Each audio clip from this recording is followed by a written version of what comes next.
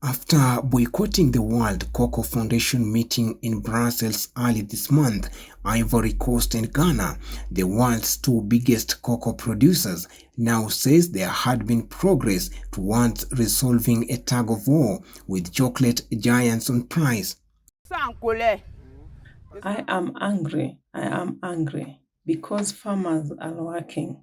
But when the government set the price per kilo of cocoa, the buyers on the ground do not respect that price as farmers. The two countries had set a deadline of Sunday last week for manufacturers to pay higher prices to their growers.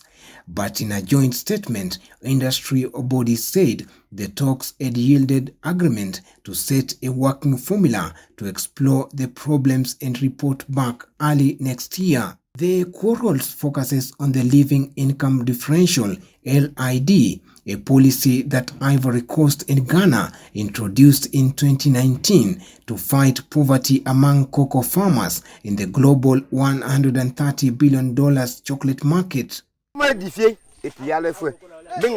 We planters are poor. The Westerners who came to buy cocoa are getting rich. Meanwhile, we farmers are suffering. We earn nothing. We suffer cultivating in the fields. That's why we ask for government to help us.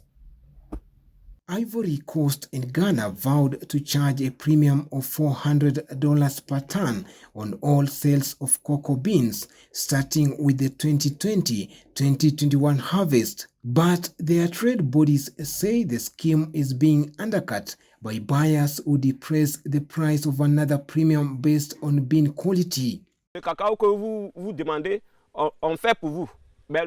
In our fields, there are no children working here. Our cocoa is well processed. The field is well cleaned. The picking has been done. Everything has been well picked. We still respect the standards. The two producer nations have vowed to punish corporations by barring them from visiting plantations to estimate the harvest, a key factor in cocoa price forecasting. They also plan to suspend sustainability programs that chocolate giants use to enhance their image, given the increasing ethical concerns of consumers. The cocoa you ask for is made for you, but you don't buy it for the price that you have to pay for it. The premiums you have given us, we don't receive them. So it's like stealing. You steal from us, the big groups steal from us.